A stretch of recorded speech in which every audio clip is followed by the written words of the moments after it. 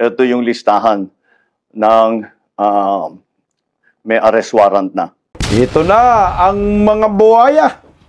Tuloy na ang rumble ng mga hinayupak. Anak ng kagwang, magkagatan kayong mga kurakot sa gobyerno. Oh, salde ko. Inilabas na po ang warrant of arrest laban sa kanya. Alam niyo po ba kung sino ang naglabas? Si Bungit! Department of Justice na talaga si Bungit ngayon. Anak ng kamote, habong. Pulbos pa. Nakapagtataka itong optics ni Bongbong Marcos ngayong araw. Heto na. Siya na po lahat ang naglabas ng warrant of arrest. Siya na po lahat ang nagrekomenda. Grabing drama ni Bongbong ngayon. Pero okay yan. Goods po yan na may warrant of arrest na po na inilabas si Saldico. Pero isama mo naman si Tintin, anak ng kamote. Romualdez sinagot ang pinsan na si Bungit tungkol sa rekomendasyon pong kasuhan ng plunder ang kanyang pinsang buhaya rentablan niya. Senador Marcoleta binoljak si Boyeng Remulla sa kanyang bindalo. Utang ina. Atras po si Boyeng sa bindalo sa budget hearing po dyan sa Senado. Sa ombudsman po. Ayan. Yung budget para sa ombudsman. Nag-isa ho ng todo si Boyeng. Ang problema, hindi pwedeng sumagot kay Marcoleta, anak ng kagwang kawawa ngayon. Palike po muna, pa-share, pa-subscribe. At pakipindot po ang inyong notification bell upang lagi po tayong updated sa ating mga video. At suportahan po natin ang Berada Aguila tuwing Lunes hanggang Biyernes, alas 2 hanggang alas 3, alas 4 ng hapon. Sa mga trolls, mag-subscribe na kayo. Daming trolls na rin sa Berada Aguila. Kunti pa lang yung subscribers namin. Baka pwede mag-subscribe po kayo sa Berada Aguila YouTube channel. Pag-usapan na po natin itong mga drama sa likuran ng gobyernong nakangiwi ang panga. Naglabas po ng warrant itong si Bongbong Marcos ngayong araw. Kasabay po, kasunod po yan sa kanyang rekomendasyon na dapat di umanong kasuhan din ng plunder, indirect bribery at graft and corruption itong si Martin Romualdez at Saldico. Pero bago ang lahat po muna mga kabistak, baka pwede pakinggan po muna natin si Senador Marcoleta kung paano niya binoljak itong si Bindalo Boyeng Remulla. Narito po. Uy. Ayan Mr. President, in several decisions of the Supreme Court, the Office of the Ombudsman was admonished for grave abuse of discretion, for acts of bending or twisting the law to expand its powers. I may cite several jurisprudence if I must. Mr. President,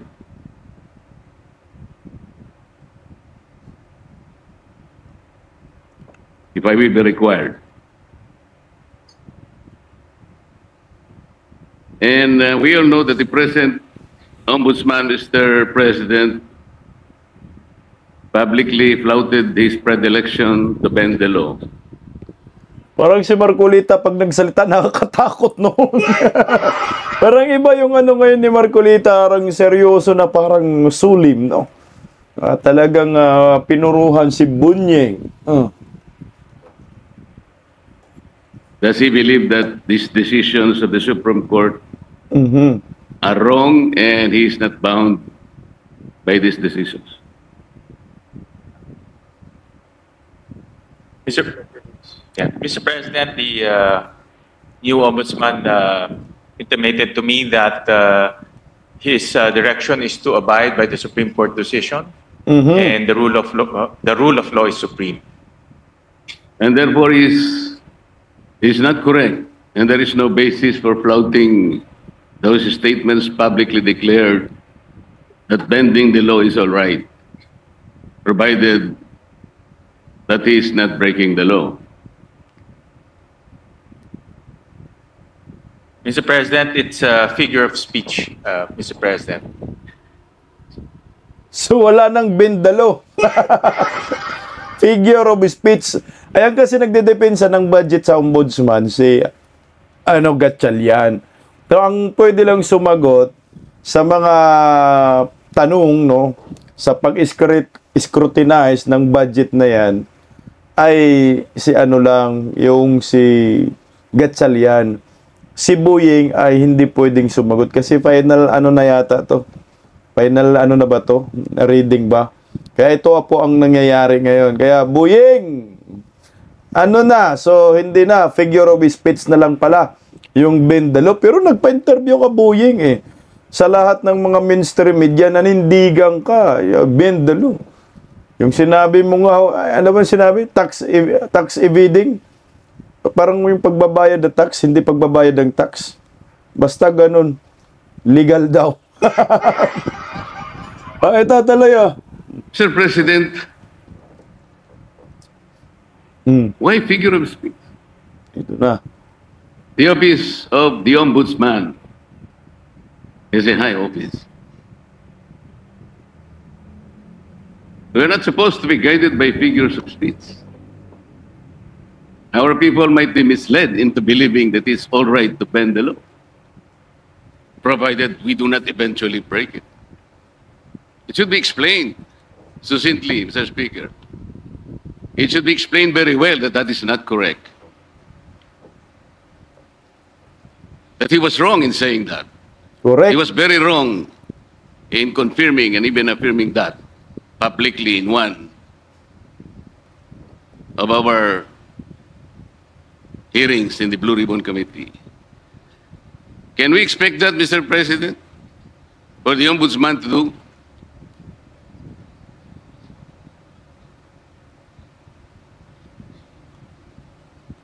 Na si Buying, nabaliw. 1 minute suspension, Mr. President. 1 minute suspension. Ayan, Gusto ni Senador Marcolita humingi ng apology itong si Buying kasi sabi mga kasi ni Gatchalian, figure of speech. Na mag-public apology ka. Kailangan mo sabihin, nagkamali ka sa inyong mga statement, nagpa-interview ka pa kung saan-saan ng bend the law. Kasi hindi talaga po pwedeng babaliin ang saligang batas. Kasi kung binabali po yan, hindi na magkalitsi-litsi po ang takbo ng ating bansa. Kasi bendalo na lang ho tayo. Tuloy, Current ombudsman right now, he intimated to me that he is very strict in not bending the law. Ayan In na. fact, he also intimated that he will abide by the Supreme Court ruling as he believes that the rulings are forms part of the law, and the rule of law is supreme, Mr. President. So he abides by those principles, Mr. President, and he will carry that in his tenure as the country's ombudsman, and especially in his quest to hold people to account and to put people in jail especially those who transgressed our laws, Mr. President. So those are the principles that he abides by, and those are the principles he will carry in his duty as our ombudsman, Mr. President.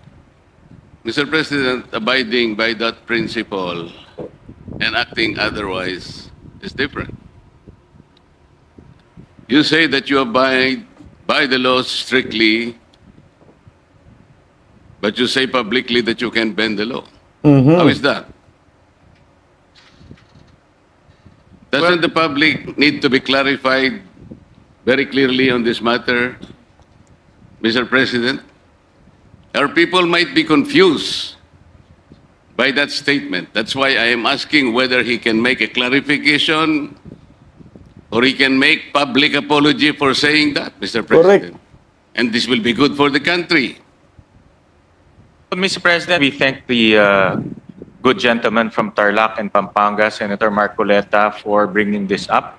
And this is an opportunity for the current ombudsman to clarify his statements. And this is actually the clarification that he is expressing to this august body, that he will abide by the rule of law and he will not bend the law to serve any other purpose, Mr. President, or to serve any other being, Mr. President. Buying! Ying! Untang ina, no? Atras sa Bindalo. May pauso kasi, Bendalo, Bendalo. Anak ng kamuti. So, abide daw siya sa law, susunod na daw siya. Tangina naman kasi, ba't pa kayo nagpauso niyan? Nakakatakot to yan eh. Lalo na sa mga sabog ng mga Pilipino, sasabihin lang, sabi mo ni Buying, Bendalo. Oh, kayo hindi kayo sumusunod, lalo na kami. Napakadelikado po talaga yung mga pahayag na yan eh. Eh, hindi ko po maintindihan bakit mayroong kumakampi pa rin kay Buying sa bend the law. Itong mga bubonistang tanganista. Pero ito umatras na po siya. Ayaw na po niya ng bend the law kasi hindi po siya bibigyan ng budget. Okay, tuloy. Oh. So, Can we, Mr. sorry. President, that's why this is an opportunity, and as he intimated to me, that he will always put the rule of law as supreme, Mr. President. Puta. Mr. President, even for this issue alone, can I respectfully move that maybe we can suspend our rules? I want to hear personally the Ombudsman to say it for himself. Okay, yan ang gusto ni Senador Marcoleta kasi, i-suspend yung rules. Na gusto niya kasing marinig si Boying na magsalita na sumusunod siya sa saligang batas, hindi siya mag-bend the law. Law-abiding siya. Ang problema kasi bawal daw eh. Bawal magsalita dyan si Boying Remulla. Dapat ang gawin na lang ni Boying Remulla, mag-public apology ka sa magpa-preskon ka. Magpa-preskon ka, i-correct mo yung mali na maraming naloko, maraming napaniwala sa bend the law na sinasabi mo. Kasi ang hirap po talagang sundan itong gusto ni Boying. Pwede naman natin baliin ang batas. Kagaya, di ba sila ni Erwin Tulfo yan eh. Dapat din si Erwin Tulfo, dapat din na mag-public apology din. Kasi mambabatas, Department of Justice, Ombudsman, Senador, putang ina kayo yung pangunahing nagpo-promote ng bend the law. Kaya pala nagkalit-silitsi. Ginawa nyo kay former President Duterte, bend the law yung ginawa ho ninyo eh. Tuloy sin ko. 1 minute suspension, Mr. President. Muli, nagpapasalamat po kami kay Senator Marcoleta at sa pagkakataong ngayon, hindi po pinagbigyan ng Senado yung kahilingan ni Senador Marcolita na suspend muna yung rules, pagsalitay natin si Boying Remulla.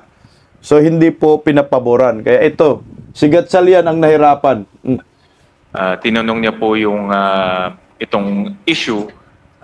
Nagbibigay po to ng oportunidad para sa ating bagong ombudsman na klaruhin yung kanyang mga nasabi. At wala hong intention to bend the law. No? That's very clear. In fact, ang prinsipyo po ng ating bagong ombudsman is to follow the law and uphold the law. Dahil naniniwala siya na ang rule of law is supreme, Mr. President. So, para lang klaro, no, na itong nasabi niya ay isang figure of speech, pero wala hong intensyon na baliin po ang batas. Dahil ang kanyang intensyon ay ipatupad ng batas ng may integridad at may katarungan, Mr. President. So wala na tayong bindalo, ha? Mga bubonista, mga supporters ni Bunying, Ying, wala na Ying, ha? Ang ina naman talaga, huwag naman ganun kasi gaya kami dito, nagsasalita kami, freedom of expression at freedom of speech. Bigla-bigla na lang ho kami ninyong hatakin kasi bendalo, putang. Yung bendalo na yan, martial law po yan ang resulta. Wala nang batas-batas. So, anong gagawin natin? Bendalo. Kung ano po yung lumalabas sa bunganga ni Boyeng, yun yung batas, anak ng kamuti ho talaga. Noon pa naman yan, nagbendalo na yan si Boyeng, kay Bantag pa noon, kay Bantag, kay Teves, Pastor Kibuloy, kay former President Duterte. Noon pa yan, nagbendalo na. Eh dapat noon pa ay napigilan na natin ho ito. Kaso si Senador Marcolita, hindi pa naman senador that time. So ito, galing po sa bunganga ho mismo ni Boyeng, yung bendalo at ngayon umatras na. Abiding the law na lang daw. Is uphold the law. Wala yun. Mr. President, kaya ko lang naman po ipinipilit ang bagay na ito sapagkat I think even the Ombudsman as a lawyer himself believes in the court doctrine of our legal system, dura lex sed lex. Yung sinasabi nating bending the law will be inconsistent totally with Correct. this core legal system. Hindi mo po pwedeng kahit na konti. Tatanong ko nga sana to what extent can you bend the law? Can it still be acceptable? Hindi po pwede. Dura lex sed lex.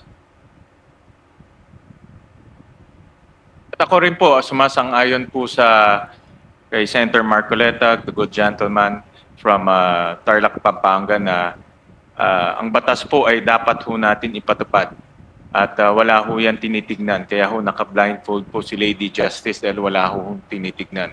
At yan rin po ang assurance ho ng ating bagong ombudsman dito po sa bulwagang ito at sa lahat po sa sambayang Pilipino na nanonood ho sa atin na ipapatupad niya ho ang batas na may integridad po. Sabihin mo, Boyeng, sorry na, Marcolita. Lohod si Boyeng dito kay Senador Marcolita. Yung bendalo niya, naorong na. Ayan, akala ko manindigan pa rin. Tutuloy na natin kung si Senador Marcolita. Kasi po, Mr. President, nakakabagabag talaga. Sana po figure of speech lang. Pero nagkaroon po kasi ng pagkakataon na hindi figure of speech yun. Dahil to sa isang pagdinig sa Blue Ribbon Committee, nakita naman po nating lahat. When a particular witness applied for witness protection program, Diskaya. and the law is clear. The provisions of law on the requirements on how to apply for a witness under the witness protection program. Nandun po lahat yun. The enumerations, the requirements are exclusive. Pero sinabi po ng ating ombudsman, then the Secretary of Justice, pinipilit po merong restitution. I advise him that he cannot do that because restitution does not appear in the law. But Mr. President, he insisted. So doon po nagkakaroon ng problema. While publicly, he declares that he upholds the law to the fullest. Pero in reality, it's not being done. How can you put a requirement which is not in the law? And he said that was his opinion. His opinion will not even matter, Mr. President. Does that opinion will even prevail over the strict provision of law? Yun po yung aking ikinatatakot, ikinababahala, na nami-mislead po yung ating mga mamamayan. Pati ang ating processes po ay nalalagay sa alanganin. Correct. That's why this is very important. Na kailangan po masettle natin ang issue ito. We cannot bend the law.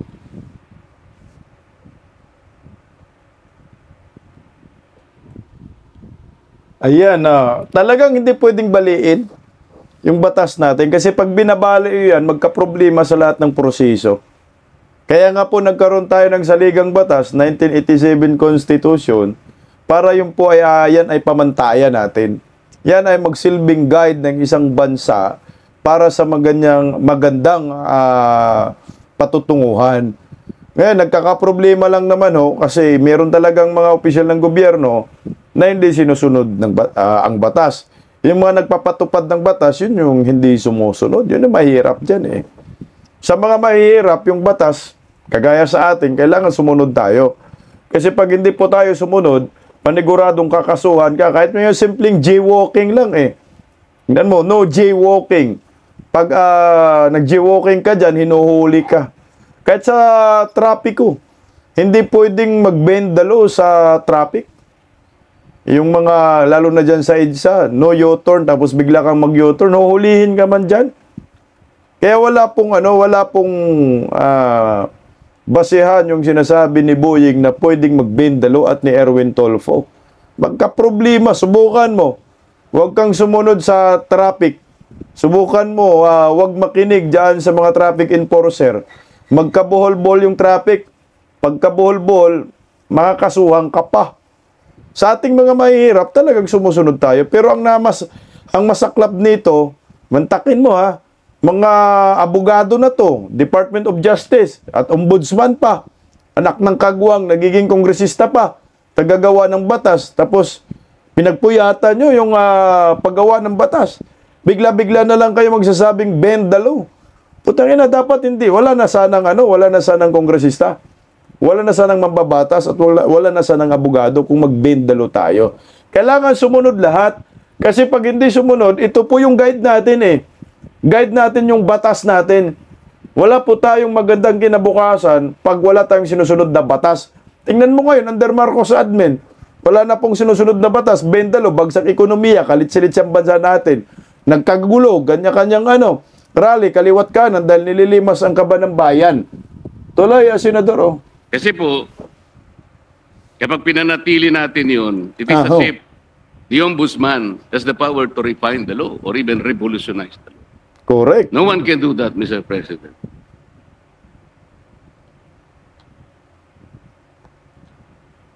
Parang seryoso si Marcolita talaga dito. Nanibago ako. Parang Kasi po, iba. tingnan na, ito pa po yung nakakabagabag. Still falls on this very subject, Mr. President. Kamakailan lamang po ang ating current ombudsman ay nag-announce na sa mga darating na araw, meron pong may issuean na warrants of arrest. Warrant of arrest. Na mga iba po ay kasama pa natin sa kapulungan ito, Mr. President. Mr. President, may I ask whether the Office of the Ombudsman has the power to issue warrants of arrest? Patay ka dyan.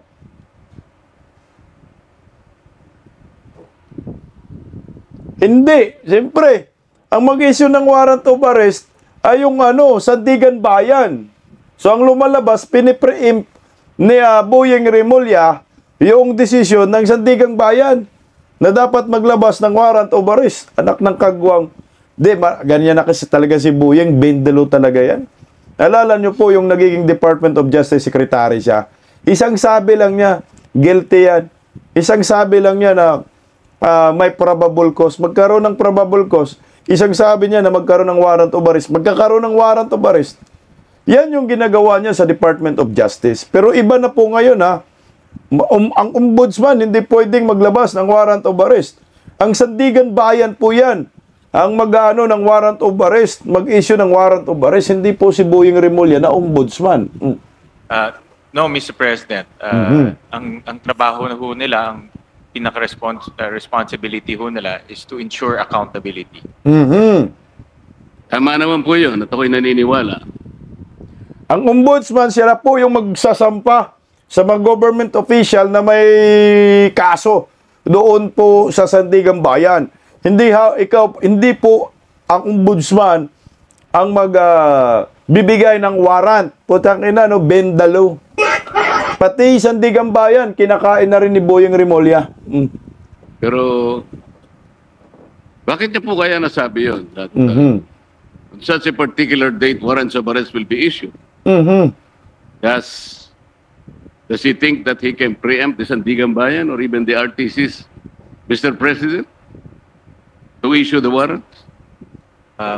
Mr. President, this is a indicative timeline. Meron ho kasing sinusundan ng ombudsman na timeline. At base po doon sa mga nakita nilang ebidensya, nakita po nilang mga krimen na ginawa po ng iba't ibang personalidad. Kaya po ito ay parte lang po ng kanilang timeline. At yun lang naman po yung inexplain ng kasalukuyang ombudsman, Mr. President. Timeline? May timeline ka para sa mga kakasuhan? Tapos magsabi ka na may warrant of arrest ilalabas? Kagaya yung kay Senator Ronald Bato de la Rosa. Sino ba ang nagsasabi na may warrant of arrest na si Senador de la Rosa? Si Boyeng Rimulya. Tinanong, ang sabi ng Department of Justice, wala pang warrant of arrest. Tapos nanindigan si Boyeng, meron, may sa cellphone. Yan yung mahirap dito kay Boyeng. Parang siya po ang may hawak talaga ng Pilipinas. Lahat ng departamento hawak niya sa leeg. Hawak niya yung executive branch, hawak niya yung judiciary, hawak niya yung legislative branch. Siya na. Ikaw na yung papalit kay Kim Jong-un ng Pinas na si Tambaloslos.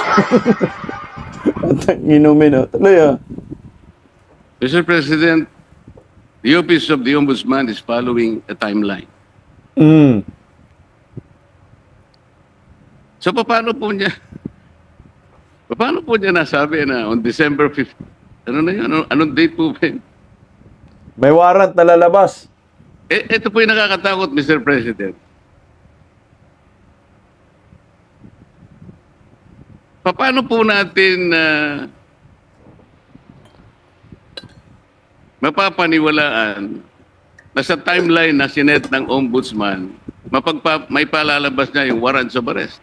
Hindi ba ang ibig sabihin nito, pwede niyang i-preempt ang decision ng Sandigan Bayan o the RTCs because he's following a timeline. Correct. And the most intriguing issue here, Mr. President, is that he might be able to influence Tama. and preempt the decision of the RTCs and the Sandigan Bayan. Just to make that timeline a reality. This is a very dangerous proposition, Mr. President. Exactly. Yan po talaga. Ay, sorry Yan talaga po ay nakakatakot. Kasi mismong si Boyeng, hindi naman niya tungkulin yung magpalabas ng warrant of arrest.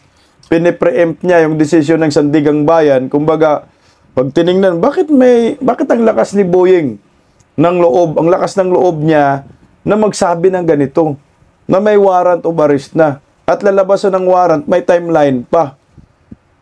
Ganun ba talaga kamakapangyarihan si Boyeng? Hawak niya lahat itong Kagama Regional Trial Court, Sandigan Bayan, kaya niyang diktahan. Sino ba talaga ang presidente natin? Bakit ba si Boyeng ay nagsasalita na may warrant na lalabas ng warrant itong mga certain kongresistas ay, wala nga kongresista, senador. Mga senador, labasan daw ng warrant. Pati nga po si Bato, nadamay pa na, sa warrant na yan, sa ICC na yan. Saan ang gagaling kay Boyeng? Kahit nga Pangulo hindi ka pwedeng mag-announce na lalabasan ka ng warrant. Kahit wala pa pong investigasyon, wala pa hong kaso. Yan ang maliwanag sa ating saligang batas. Ito ay dugtong lang din po sa kagustuhan ni Boyeng Rimulya na bend the law. Na ito na nga ho yung pinaghimutok pa rin ng butse ni Senador Marcolita na hanggang ngayon hindi niya matanggap yung bend the law dahil hindi naman ho talaga po pwede baliin ang ating saligang batas. Kahit kunting bali, hindi ho po pwede yan. Lahat po, batas ay batas. Kung ano po yung nakalagay sa batas, nakasaad sa saligang batas, kailangan po nating sundin. Mayaman ka ba mahirap, dapat ang batas ay pantay-pantay. Lahat tayo ay susunod. Ang problema talaga guys, sa ating bansa, pag mabusala ng pera, wala ng batas-batas. Legit na legit po yan. What for example, traffic. Pag mahirap, huhulihin ka. Pero pag mayaman, hindi ka huhulihin. Bubusalan lang, yung mga buhaya, palampasin ka na. Yan yung bend the law. Ginagawa kaya ito ni Boyeng regular, yung bend the law? Kasi tama si Senador Marcolita, ito ay nakakatakot. Hindi ho po pwede sa isang third world country. Dapat ko tayong mahirap na bansa, ay susunod tayo lahat sa batas para tatakbo tayo ng masagana at maganda yung patutunguhan ng ating gobyerno. Ngayon, ang resulta ho dito, bindalo tayo. Gaya ito kay Bongbong Marcos. Bakit si Bongbong ang naglabas ng warrant? Hindi ba po pwede na Department of Justice na mag-announce na may warrant of arrest na itong mga kawatan? Dapat sinama mo sarili mo, Bong. Bakit si Bongbong? Kasi nga, for optics, sarswila, kahit hindi yan po pwede, gagawin nila kahit labag sa batas. Ako sa akin, na first time ko lang, mayroon bang insidente ito sa mga previous admin, hindi lang kay Duterte, na yung isang presidente ay sa kanya, first hand niya talaga, na ina-announce may warrant na yung mga ganitong certain personality. Ang alam ko, wala eh. Ang mag-announce talaga yan na may warrant, Department of Justice, di ba ho? Sila po yung mag-announce na ito po, NBI, may warrant of arrest na po, laban po dito sa mga taong ito. Parang, ang nakita ko dito, ganti niya ito, kay Saldico. Naglabas na po kasi ng warrant, si Bongbong, hindi yung Department of Justice. Di ba napaka-awkward, no? Bakit si Bongbong Marcos ang naglabas ng warrant of arrest? Parang ganti niya ito kay Saldico, no? Na pagkatapos po ng part 3 na mga revelasyon na video ni Saldico, laban po kay Martin Romualdez at kay Bongbong Marcos, ito yung ganti. Di ba ginayar niya si Saldico? Bangag talaga. Ginaya, di ba Saldico? May part 1, part 2, part 3. So ngayon ito naman, kaninang umaga, sabi, may part 1 si Bubuim. Animal lang talaga, oh. Part 1 ni Bubuim. Anong sabi ng part 1 ni Bubuim? Part 1 na video. Na para daw magkapalaman. Para po sa kapalaman daw ng tinapay, dapat para sa kaalaman ninyo, hindi para sa pagkapalaman. Ay, i-recommenda ho niya na kasuhan po ng plunder itong si Martin Romualdez at si Saldico. First video, animal. At nag-press ko na agad yung ICI, DPWH na si anak ng kagwang, laki na rin ng mata itong si Vince Dizon eh. Utang you want din ba, Vince Dizon? Animal, huwag kang ganun ang mata mo eh. At binigay nga ho yung rekomendasyon, taka na box na kaso daan sa ombudsman. Oh. Yun yung first video ni Bongbong Marcos kaninang umaga. At agad naman pong sinagot ng kampo ni Martin Romualdez at ni Saldico. So unahin po muna natin itong sagot ni Martin Romualdez tungkol po sa mga pasabog ng videoan ni Bubuim.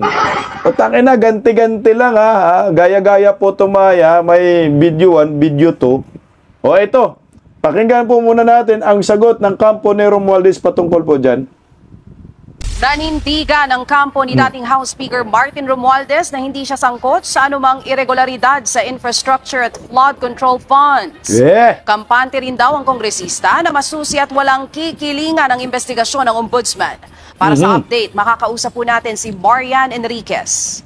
Marian, ano nga ba ang reaksyon ng kampo ni dating House Speaker Martin Romualdez sa issue?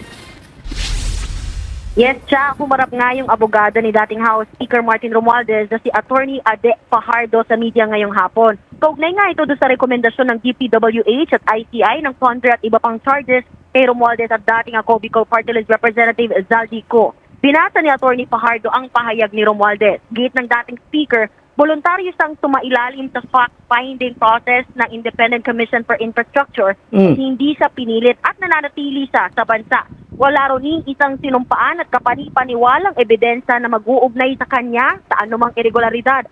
Nananatili raw na malinis ang konsensya ni Romualdez. Sige lang, stop muna tayo doon. Kasi nasabi niya na voluntaryo siya pumunta sa ICI. Tanga naman ito.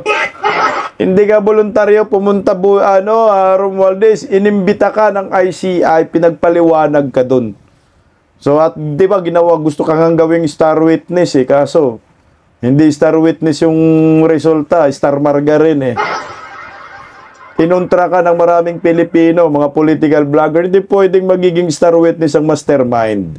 Parang kampante siya, no? Relax lang. Butya na, meron yata kayong pinag-uusapan talaga dito ni Bongbong. Oh. Umaasa ang dating speaker na ngayong nasa ombudsman na nga ang rekomendasyon, may tiwala sa makatarungan at masusing pagsusuri ng ombudsman. Nang matanong naman kung nasaan ngayon si Congressman Romualdez, ayon kay Attorney Fajardo, nasa Metro Manila raw ito. Narito ang pahayag ni Attorney Ade Fajardo.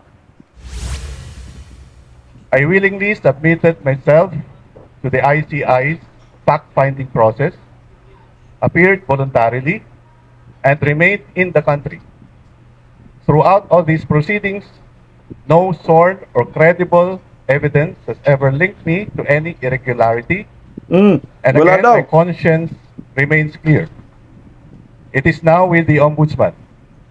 I trust in the Ombudsman's impartial and thorough review and evaluation. I do so with confidence that a fair and complete assessment of the record will reflect the truth. Sa ngayon, hindi pa nila nakikita yung joint referral o rekomendasyon ng ICI at DPWH. Magbibigay daw sila ng dagdag pa na pahayag oras na matanggap ito. Yan. O sana pag tiningnan mo, ang lakas ng kumpiyansa ng kampo ni Romualdez na lusutan itong rekomendasyon ni Bongbong Marcos. Sa kasong tatlo po ito, plunder, graft in corruption at saka indirect bribery. Yun po yung kaso na rekomendasyon ni Bongbong sa ombudsman. Titingnan, himay natin. Presidente, pinsan niya. Yung ombudsman, kabro niya. So ano po ang kahinatnan sa naturang kaso? Sarswila. So mukhang for optics lang talaga yung ginagawa ni Bongbong Marcos. So ngayon, ang kanilang pupuruan ay si Saldico. Kasi nga, oo nga naman, si Raulo ka mang pinsan ka. Pag i-convict mo itong pinsan mo na si Martin Romualdez, merong hawak ito si Martin Romualdez malamang laban sa kanya. Pag na-convict si Martin, puta, diretso yan kay Bongbong eh. Hindi makakatakas dito si Bongbong. Kaya nga sila nung una protect Saldico, hindi naman kinaya na protektahan si Saldico. Tapos ngayon protect Martin Romualdez, hindi na rin kinaya, nakakaladkad na talaga itong si Martin Romualdez. So sa nakikita nating kumpiyansa ng kampo ni Martin Romualdez na sabi, nandito pa daw si Martin Romualdez sa Maynila, baka nga pinatakas na rin ni Bubuim ito. Kasi 6 months pa daw bago kasuhan, pero nandun na yung rekomendasyon. Box 6 months. O ayan. So, pupwede.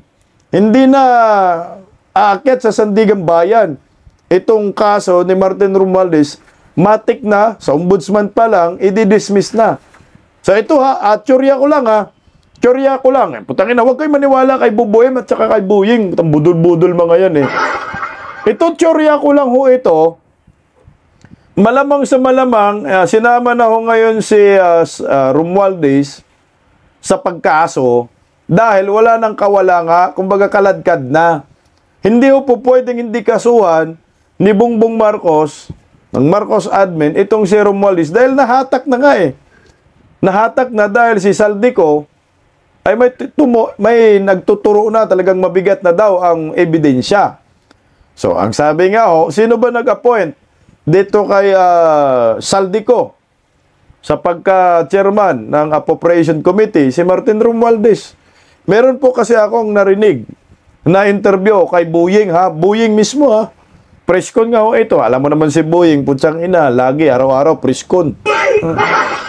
Lahat gusto mahumarap sa media araw-araw, may kamera. Naalala ko sa sinasabi ni Buying. Anong sinasabi ni Buying?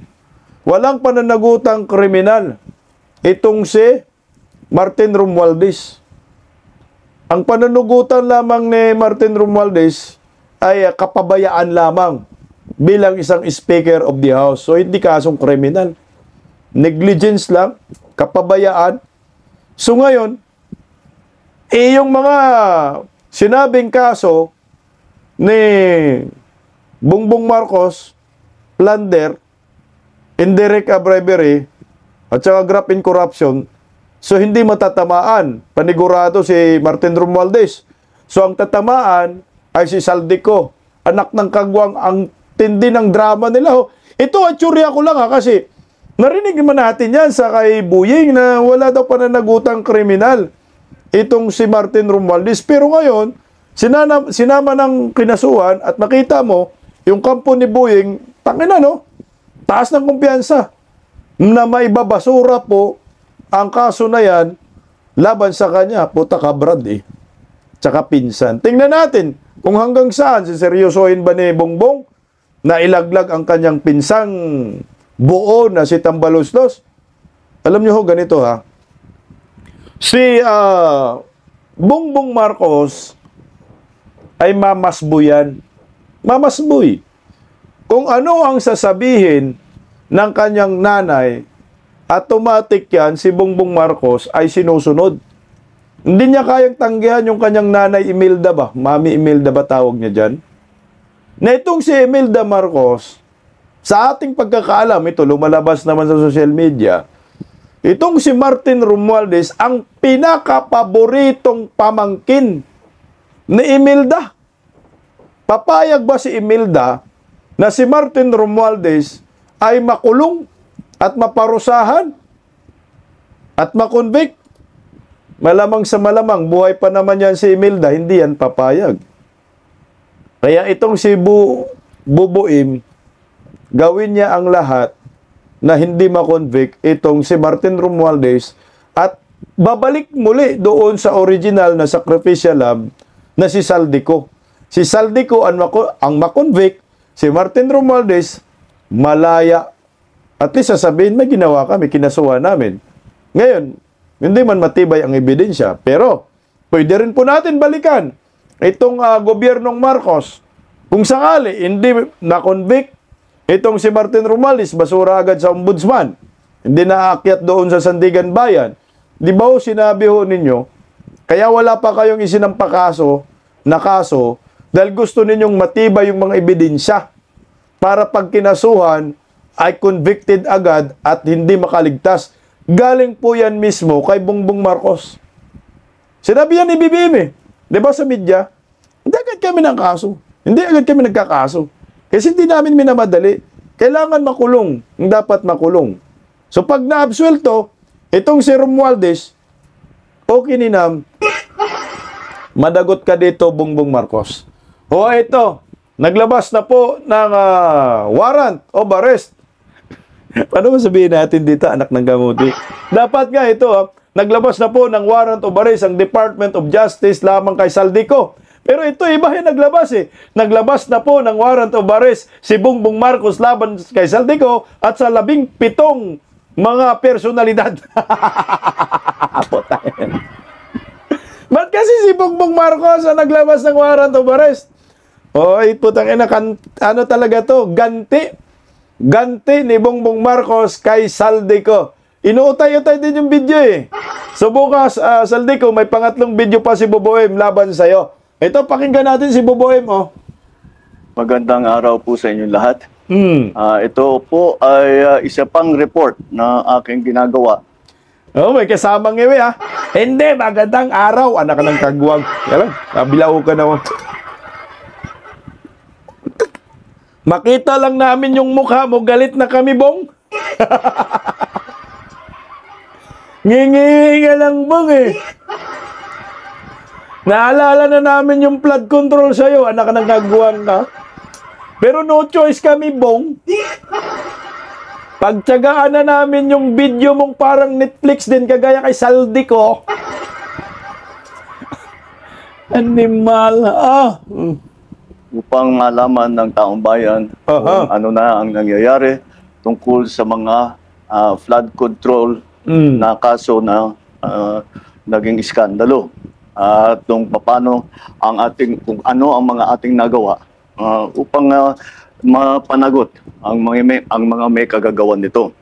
Kaya nais kong... Anak ng kamote, yung salita ba, hindi pwedeng isang bisis lang banggitin mo.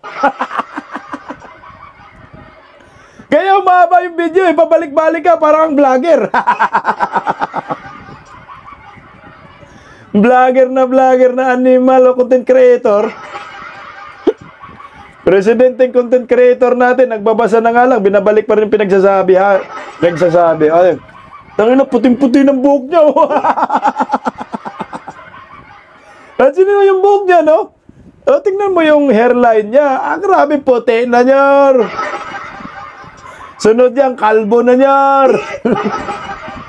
Yeah. May report na ang ombudsman formal nang naghain ng kaso laban kina Saldico at iba pang 17 individual batay sa mga ebidensyang iniakyat ng ICI at saka ng DPWH. Hindi po ito haka-haka, hindi po ito kwento. Ito po ay tunay na ebidensya. At ito po, para hindi ko na babasahin, pero makikita naman ninyo sa basahin mo. Napagod.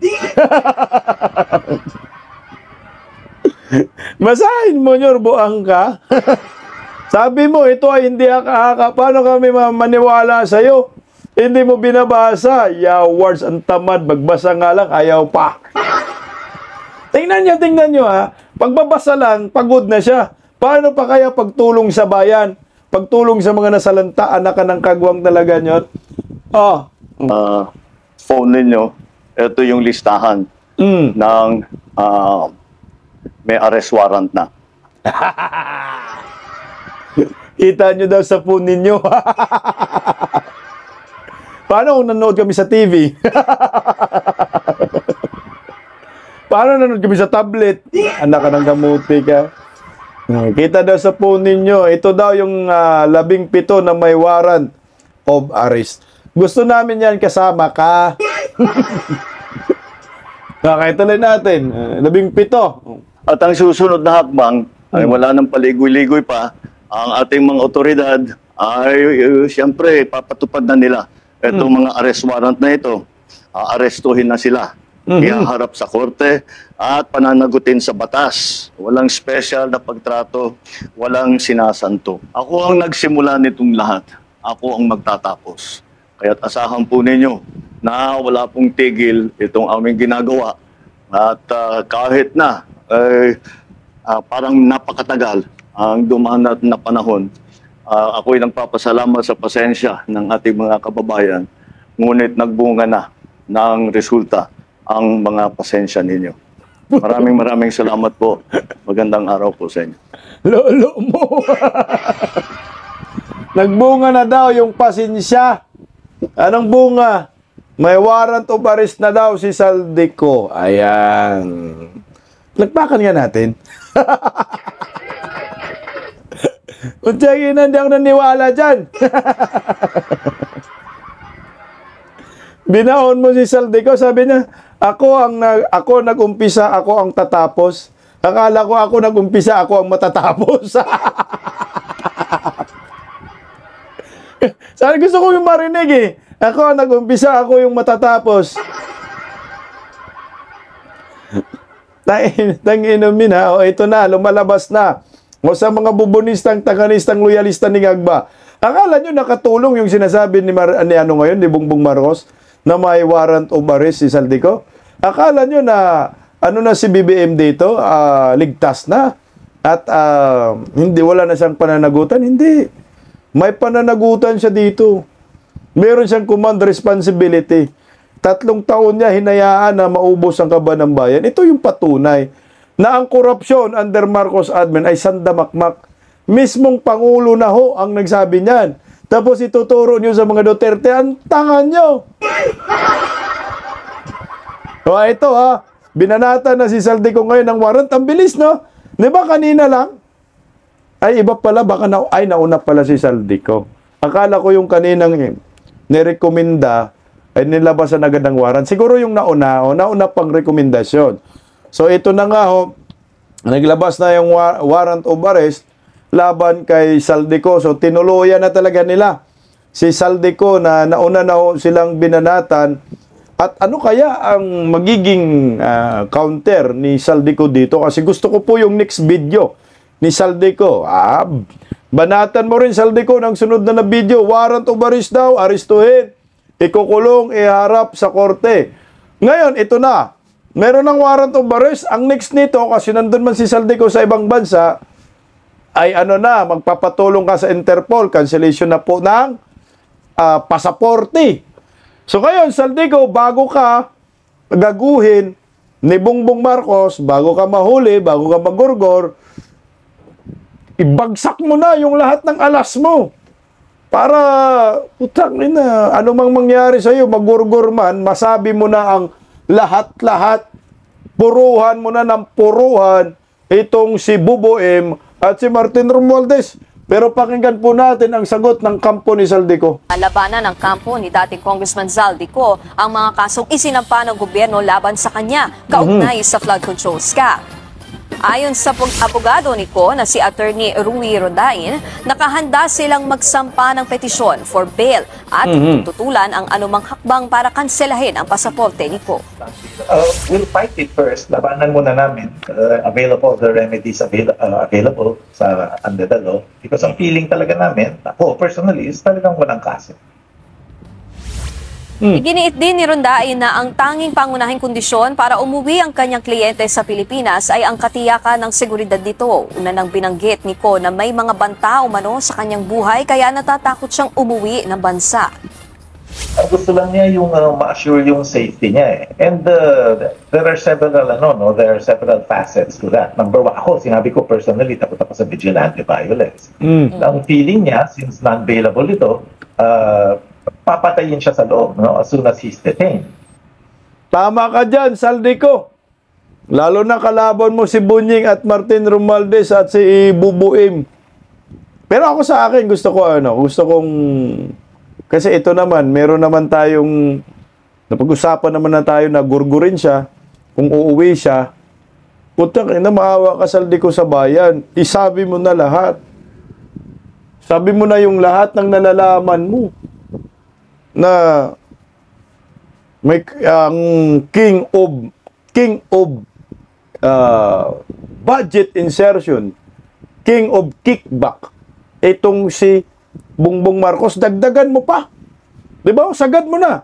Wag pala muna sagad, kailing mi supling ang datingan. Kahit isa lang yung sinabi mo yung pangatlong video na meron pa akong ilalabas, hindi pa tapos. So labas mo na dahan-dahan. Para kung ano mang mangyari sa'yo, may pakinabang man ang sambayanang Pilipino. Total, naambunan po kayo ng bilyon-bilyon na nakaw sa kaban ng bayan eh. Kasi guys, ako sa akin itong nangyayari ngayon sa tatlong tinuturo na mastermind, no? Tatlong apelyido, wala na, nagkalabuan na sila dito. Hindi na sila nagkaintindihan sa kanilang mga plano. Hindi na po sila nagkaintindihan kung ano ang magiging direksyon. Ito ay laglagan na. Tablahan na, drama, optics, kamalas-malas ni Romualdez at ni Saldico dahil yung kalaban nila ay presidente ng Republika ng Pilipinas. Walang panama talaga itong dalawa. Pero may pag-asa kayo dyan. Kumbaga mag-corroborate lang yung inyong mga statement ni Martin Romualdez, statement ni Saldico, anytime pwede nila mapabagsak si Bongbong eh. Kung sabay-sabay nila ituro ito, o kung meron pang ibang mga lead, meron pang lalabas, talagang bagsak si Bongbong dito. Kaso ang lahat ng resources, makinarya nasa kay Bongbong Marcos. So labanan na po ito ng kung totoo ito, kung hindi drama, no? I-assume natin na hindi drama, pero putang ina, mga budol-budol nga sila eh. Magaling sila mag-drama-drama. So, sabihin na lang natin, hindi drama. Seryoso si Bongbong. Pakulong si Martin Romualdez. Si Saldico. Hindi drama. Putsa, mantakin mo, Pagkatapos ng ilang taon ninyo magsama, sabay-sabay kayo nangungurakot, sabay-sabay kayo naglimas ng kaban ng bayan, marami na ngang nadisgrasyang mga Pilipino, maraming namatay, nawala ng tahanan. Pagkatapos ninyo makabili ng jet, private jet, chopper, mga kondominyo, mga mansyon na napakarami, Ang ending pala, nagkakagatan kayo, nagtablahan ho kayo, naglaglagan na. Kamalas-malas ho nila, sila rin nag-aaway, ang tawag dyan, karma. Karma yan eh. Kung may gurguran man na mangyayari, putang ina, mirisin ninyo. No? Unahin nyo na mga sarili ninyo kasi kulang pa yan. Kami, naghangad kami ng death penalty eh. Kung yun man ang mangyayari, gurguran kayong tatlo, kayo lang magtablahan, ay subiit. Deserve nyo yan. Deserve ng maraming Pilipino ang hustisya sa pagnanakaw sa kaban ng bayan. Eh kung ito na may kaso-kaso, wala rin namang patutunguhan, o sige, maggurguran na rin kayo, mga hinayupak kayo, para makaganti na ho kami. Kasi justice delay, justice denied. Dinidili lang naman nila yan. Mantakin mo si Martin Romualdez, 6 months daw bago sampa ng kaso, pero may rekomendasyon na. Ang sabi yan, galing kay Boyeng Remulla. Alam nyo po, ang nangyayari sa ating bansa, sinabi na yan ni Inday Sara noon pa eh, na ang may control ng ating budget ay si Saldico at si Martin Romualdez. Dalawa lang, pero malaman natin, tatlo pala sila. Kasama si Bongbong Marcos, kung ang pinagbabasihan natin, yung statement ni Saldico, na parang Netflix ang datingan. Meron akong video, pakinggan po natin ito, patungkol po sa sinasabi ni Vice President Inday Sara na consistent mula pa lang umpisa. Narito po, pakinggan natin. She was right from the very beginning. Remember when she first revealed how a small circle in government was manipulating the nation's budget? People laughed at her. They called her names. They mocked her. They dismissed her warnings, but she never backed down. Even when different political camps banded together to silence her, she stood firm, challenging the powerful figures who treated public funds like their personal playground. She warned everyone that the national budget was being tightly controlled by just a few influential individuals. Instead of listening, they tried to destroy her through impeachment threats, harassment, and endless accusations. But time always exposes the truth. And now, those same people are finally admitting the very system she already fought to expose. She wasn't wrong. She wasn't lying. She was ahead. She was courageous.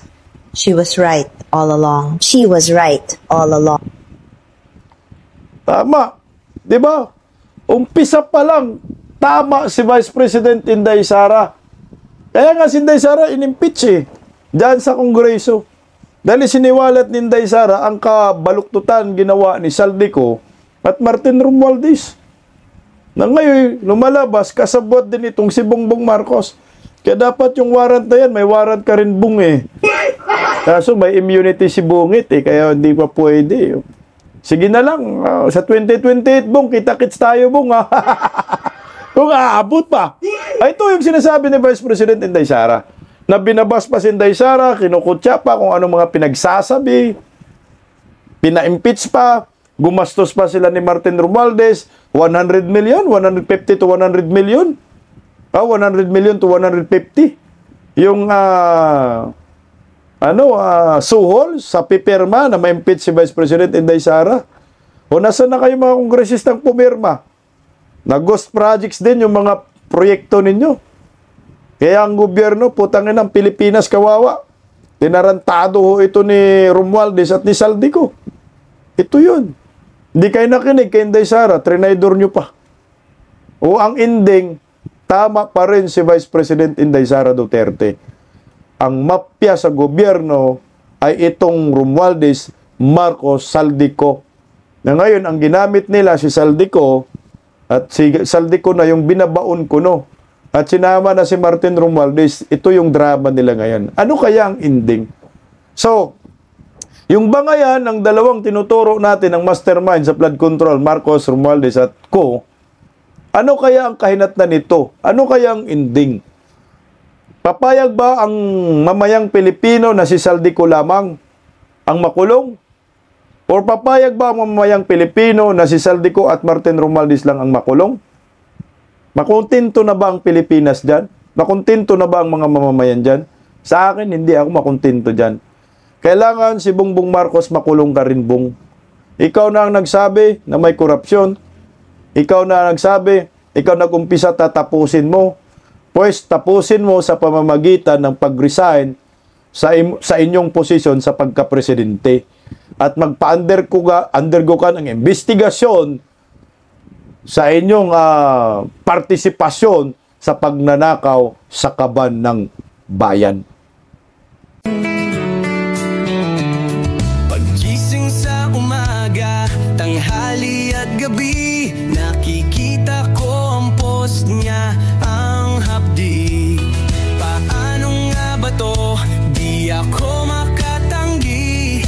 Watch ko na lang at isipin ng mabuti. Bisdak Pilipinas. Bisdak, tinig ng katotohanan. Sa bawat vlog may laban sa kasinungalingan. Mulat ang mata, gising ang masa.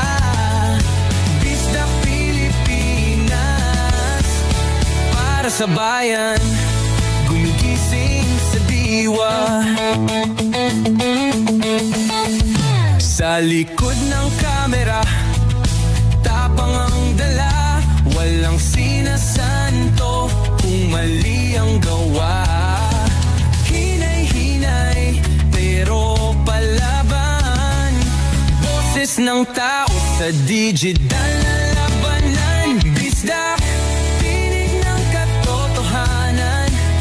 Sa bawat vlog may laban sa kasinungalingan. Mulat ang mata, gising ang masa. Bisdak Pilipinas, para sa bayan, gumigising sa diwa.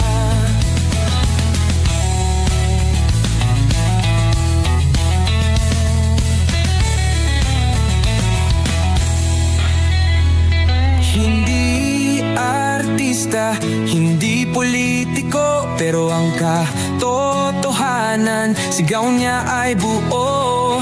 Sa YouTube o Facebook man siya makita, may aral ka pa rin, may uwi sa bawat salita.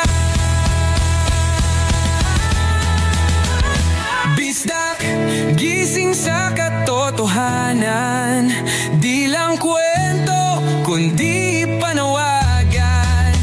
Sa bawat Pilipinong naghahanap ng liwanag. Bisdak Pilipinas, kasama sa pagbangon ng bayan. Bisdak Pilipinas, boses ng masa, gising ang diwa. Sa vlog mo, may pag-asa.